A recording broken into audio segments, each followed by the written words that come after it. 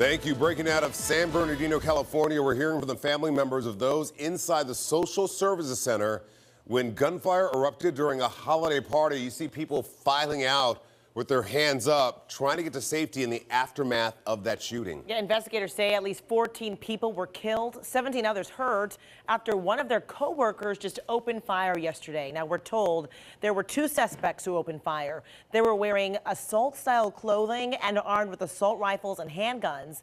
Now, one woman says she spoke with her daughter while the shooting was going on.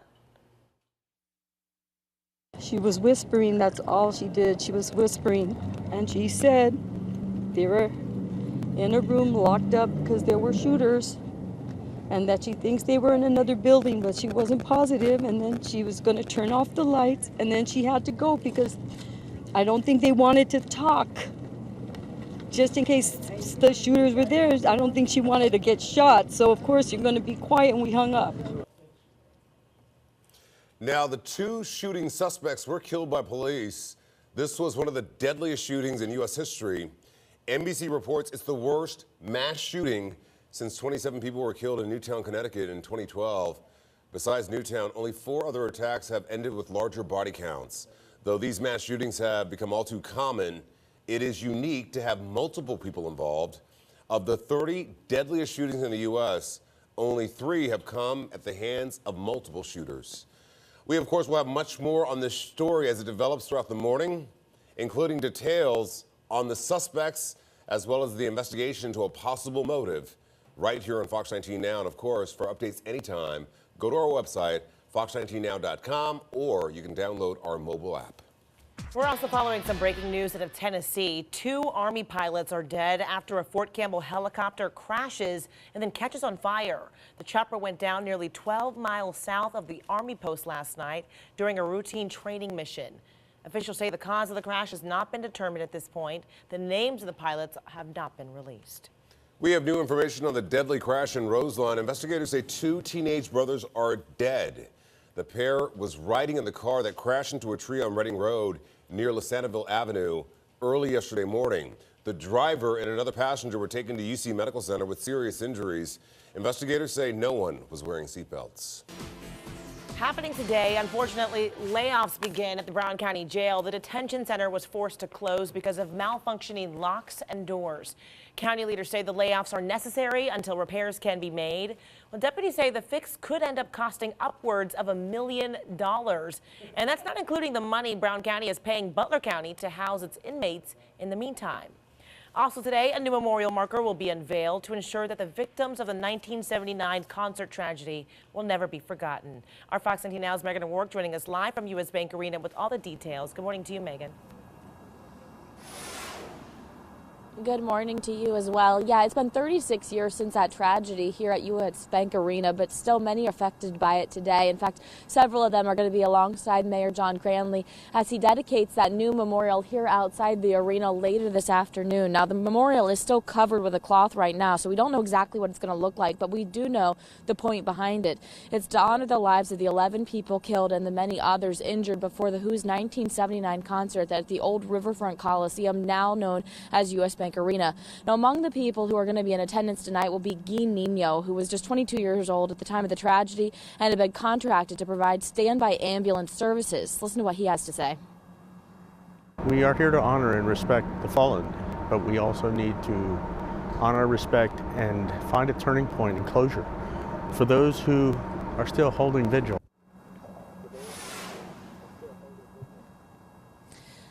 Now, again, tonight's service is open to everyone. That dedication is going to be taking place at 7 o'clock here between U.S. Bank Arena and the ballpark. Reporting live this morning, Megan O'Rourke, Fox 19 Now. Megan, thank you. Still ahead, we'll have much more on that mass shooting in California, including whether police have deemed this an act of terrorism. Plus, crib bumpers may look cute, but doctors are sending out a warning that they could be dangerous to your baby. We'll tell you why after the break. That bothers me a lot. When I looked over, they were literally eating out of the packages. Yeah, can you believe it? Meat-eating birds. A crazy scene unfolding inside a Walmart store. The story you have to see to believe. Next on Fox 19 Now. Fox 19 Now begins with breaking news. No right family, no justice. Several breaking stories to get to right off the top. Protests break out overnight in Charlotte after the district attorney clears a police officer who fatally shot a black man. The incident caught on camera. The attorney says DNA evidence proves Keith Scott was carrying a gun at the time he was shot and killed. Therefore, the attorney says the shooting was justified. A few protesters were arrested following that decision, but for the most part, the demonstrations were peaceful. We're also following breaking news from Tacoma, Washington, where a police officer was killed overnight while responding to a domestic violence call. Police are on the scene right now and say the suspect may still be barricaded inside that home. A woman and 2 kids were in the house at the time of the shooting, but they were not hurt. The death toll from raging wildfires in Gatlinburg, Tennessee continues to rise. At least 7 people are dead with more than 50 others hurt. Yeah, 2 inches of rain have helped firefighters calm the flames a bit, and now there's a huge effort to rescue people who are trapped. You have trees down, you have power lines, down, which is some of them are still alive. You've got propane tanks leaking. I mean, it's just a multitude of things that you have to consider instead of just everything's fine, go in and search. So you have to keep it safe. Officials fear that the death toll will continue to rise as several people are still missing in the thousands of acres hit by these wildfires. Right now, there are ways that you can help the victims hit by these horrible wildfires. Plenty of people have been asking. Absolutely, like they do with any major disaster, no matter how far away. Matthew 25 Ministries is responding today. Jordan Valines is live at their warehouse in Blue Ash. And Jordan, there are a couple ways people can get involved, right?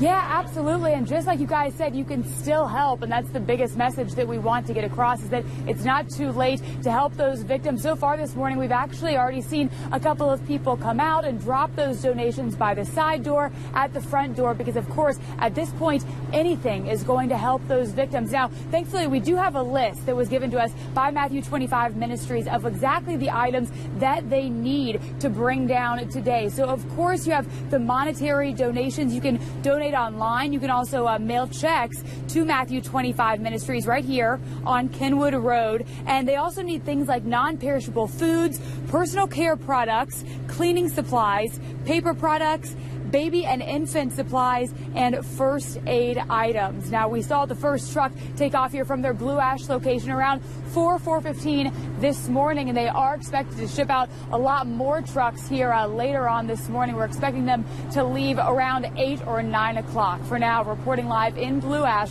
Jordan Valines, Fox 19 Now. All right, Jordan, thank you. 7:02 now. Let's switch gears here and talk about this cold switch up here we're dealing with in our weather. We're still waiting to find out if FC Cincinnati will take the step up to Major League Soccer. But one thing we do know, a lot more big games will be coming to Nippert Stadium. President Jeff Berding announced that he is working on several big matchups for the years to come. We'll certainly have an international friendly. We might have more than one. Fantastic. So when I spent my 10 days in Europe, a lot of clubs express interest, and it might not just be from England. Maybe there's other European countries where clubs have reached out to us with interest. And maybe we'll play a friendly against MLS squad. MLS Commissioner Don Garber says he was very impressed with FC Cincinnati during their visit this week, but there's no timetable of when expansion teams will be announced. Don't mess with police in Canada, or you could be subjected to this.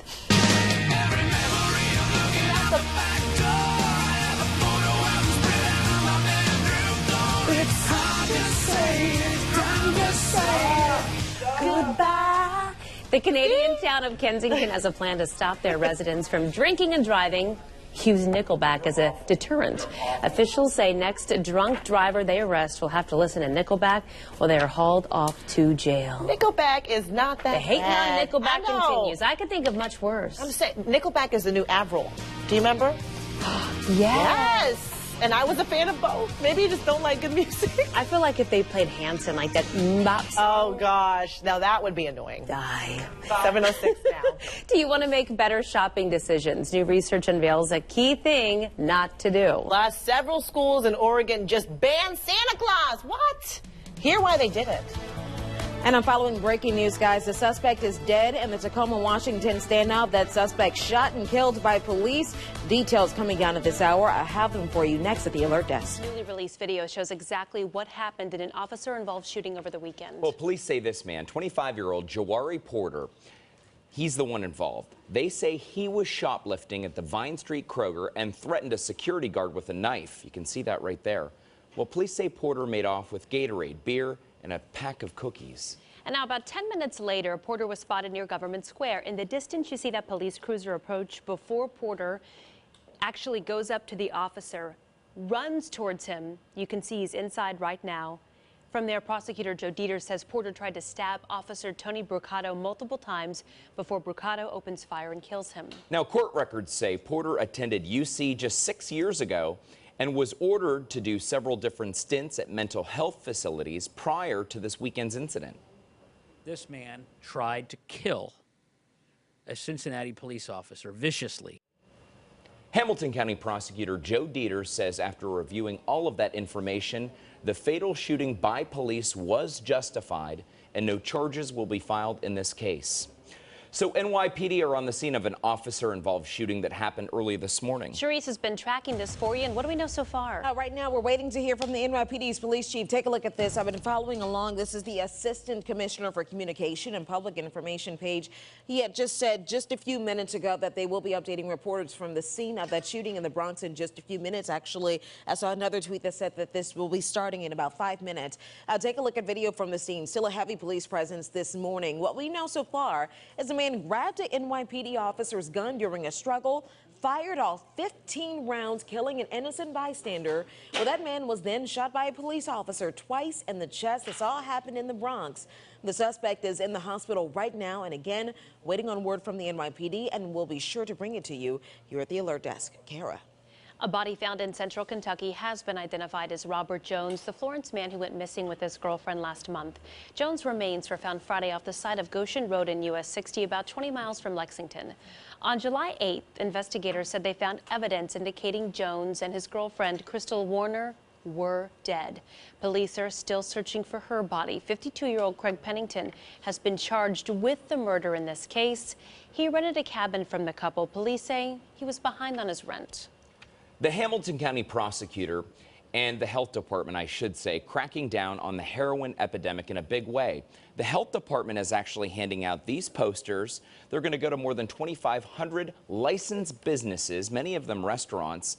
They talk about the signs and the facts and symptoms tied to heroin use.